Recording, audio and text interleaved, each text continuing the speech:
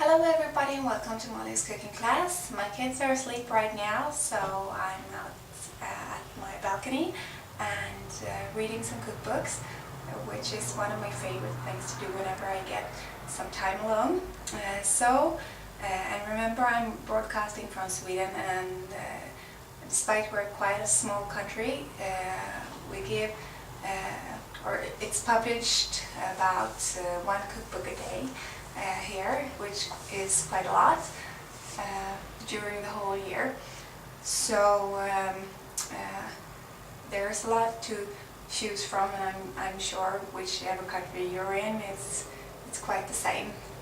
And I was thinking that I might help you in this jungle of cookbooks and what to look out for and what to look for in the bookstores and such.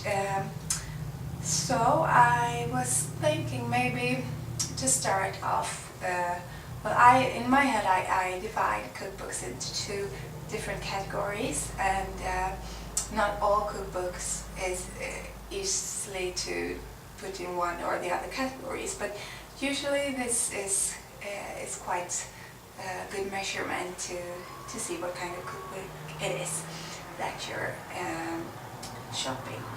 So the first category I'm thinking about is a method cookbook. It's a cookbook that doesn't necessarily have to be a cookbook that is as pretty.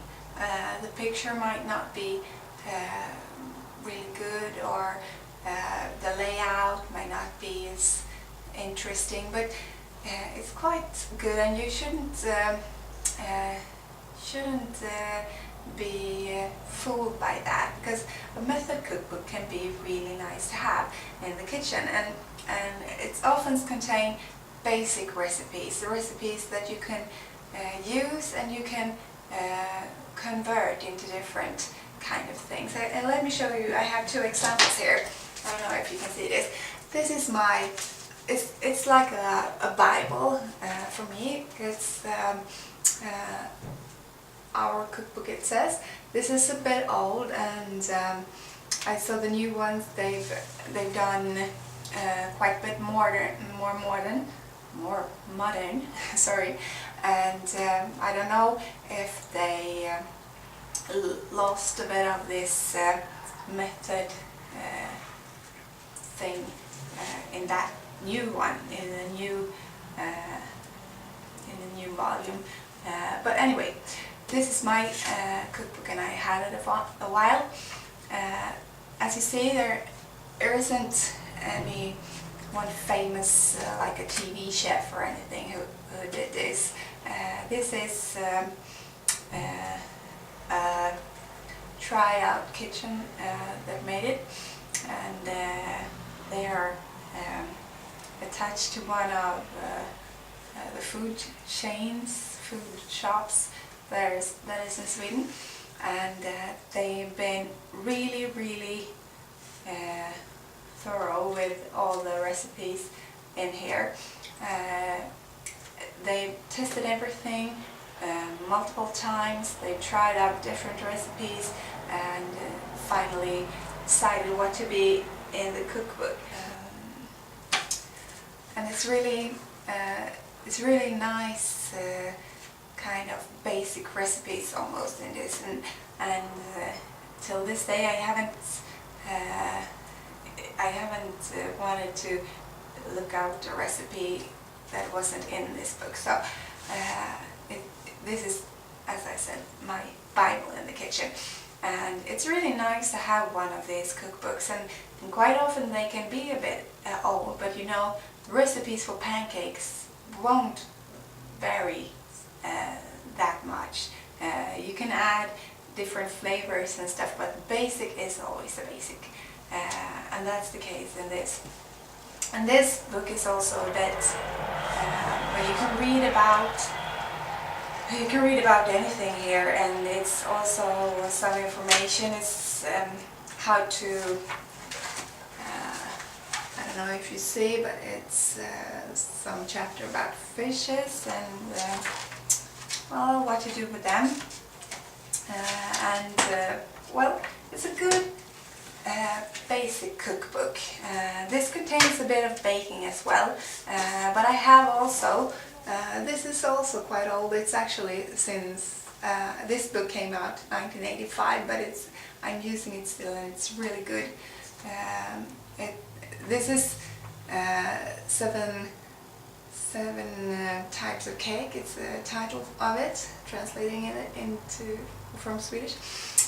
So seven types of cake, and it obviously contains more than 7 types, but this is also made really with a lot of love and a lot of testing, and the recipes are very precise and exact, and I really like this cookbook because everything also is in it, and perhaps not modern things like macaroons and stuff, but all the basic things that you need, how to make a puff pastry or anything. And this is also a cookbook where you, in the beginning of each chapter, you get a little bit of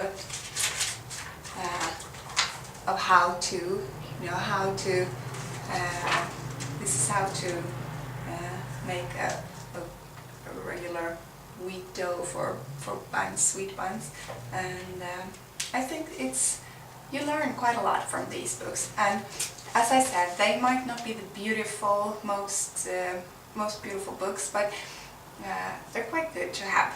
So, and especially if you're new to the kitchen, don't make the mistake and go out and buy some cool, hip TV chef cookbook, because you won't be able to use it. So have a bit of a look for this more basic, good cookbooks. Yeah. So the other categories I'm going to talk about are more of an inspirational cookbook, and you're using these cookbooks in quite a different way. You don't, when you're using this kind of cookbook, you're actually cooking the recipes, you're cooking the food in them.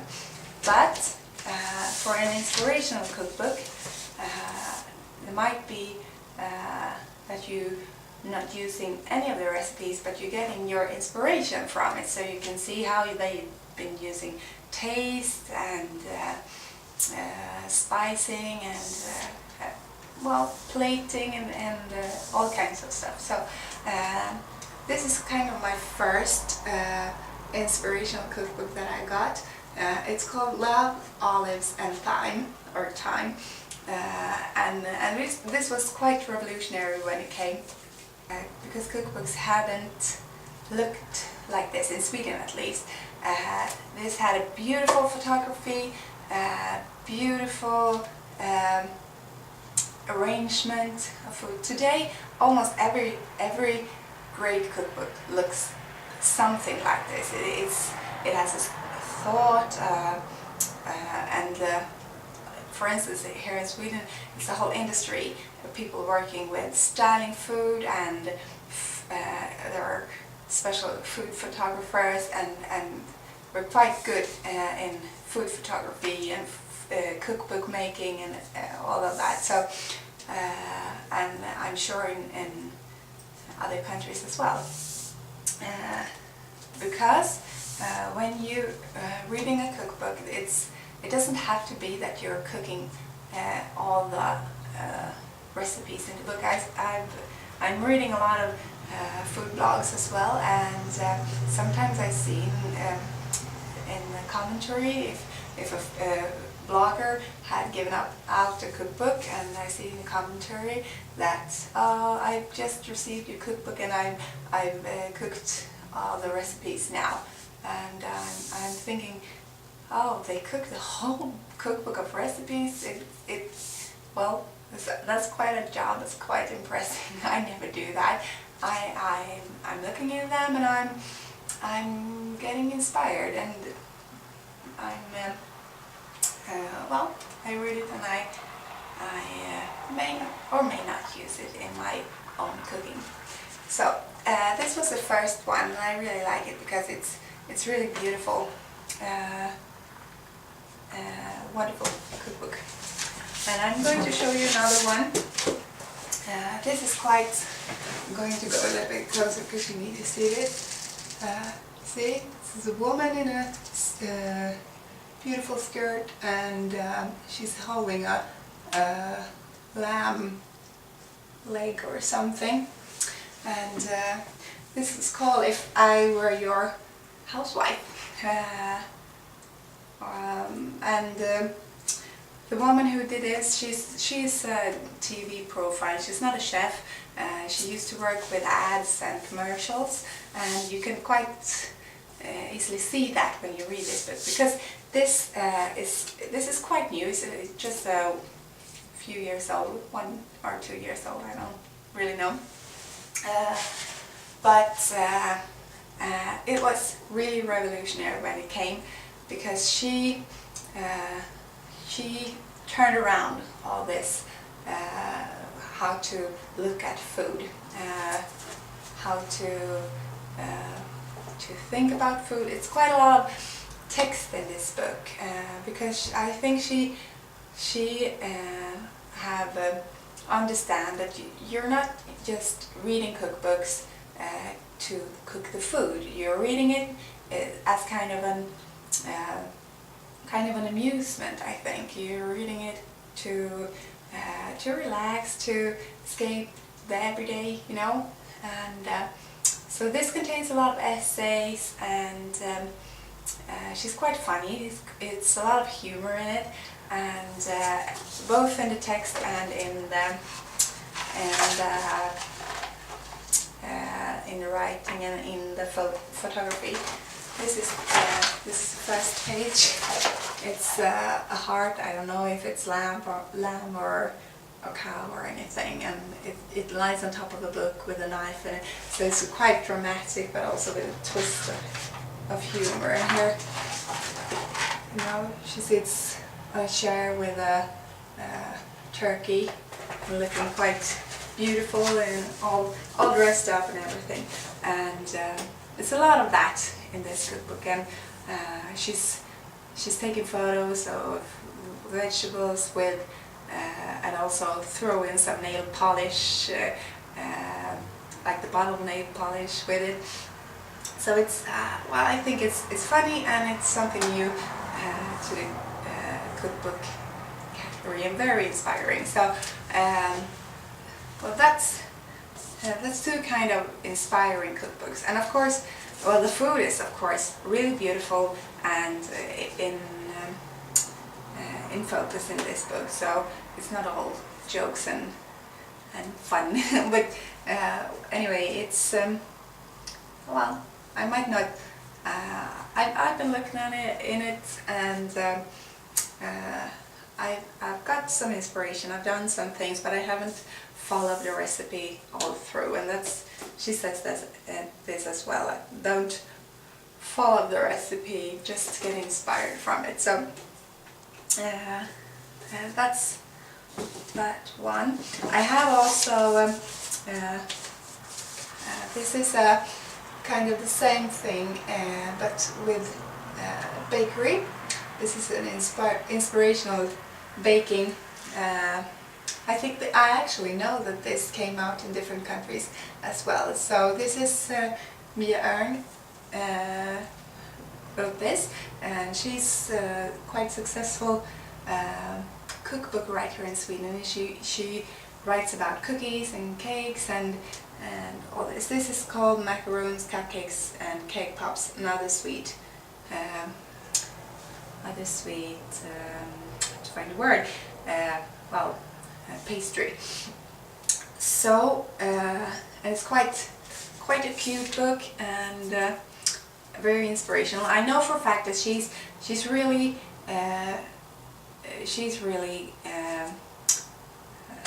thorough. She's really exact when she does her recipes. And when it comes to a baking cookbook, bake book, it's a little bit more necessary to buy a cookbook that is put in a lot of work in, because the measurements needs to be exact, and the one that has writing with the cookbook has to at least have tested the recipes a few times, which isn't always the case actually. Sometimes when you buy an inspirational cookbook, it's more about an idea that you're buying, and the recipe might not be as exact as it has to be. For instance, this cookbook that I showed you before, this cookbook that I showed you before, this hasn't really,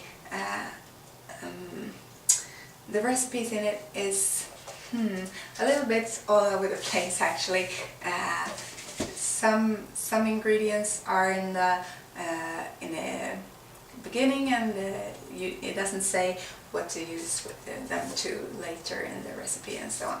So, but with baking, it's more. I mean, with cooking, it's not always that important. You throw a bit of time in here or there, but when you're baking, it's a bit more of a science. You know, you need to have the measurements right and so on. So, but this author, she's really nice, and I know that she's doing a great job with her cookbook. So, but it is nonetheless an inspirational cookbook or bake book. So I'm using this. I might use this for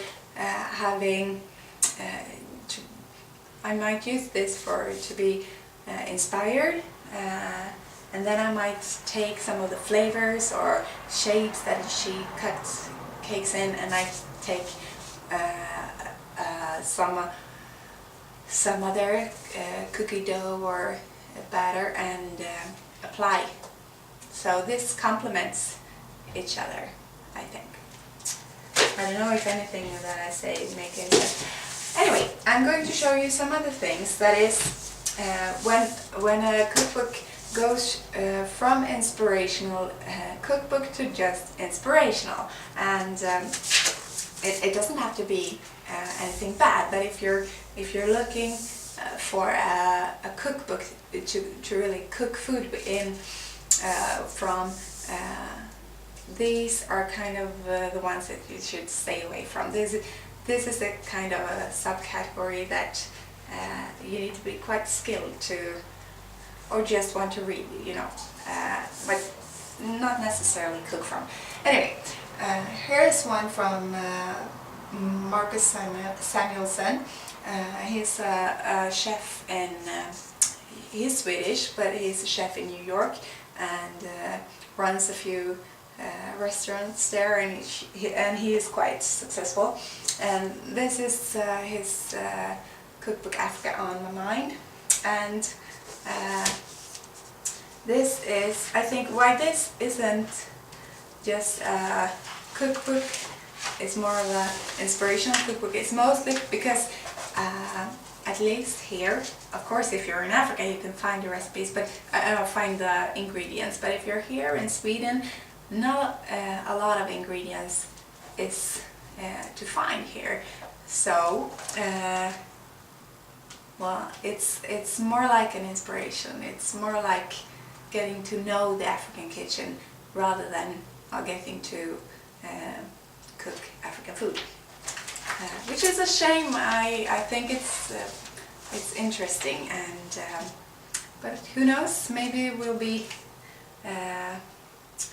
more African ingredients in the shops, but not for the moment it isn't. So and also I don't know if you see this, but most of the recipes don't have any pictures, and I think it's always good when you're cooking something that it is some kind of a picture. You get some kind of idea what the food is. The picture that I showed you was a picture of an old man, and I'm not going to cook an old man, I hope. But it's a beautiful picture, and you get a sense of being an African, and well, what things might smell or you know, when being there. But it doesn't help me a lot when I'm in the kitchen at home.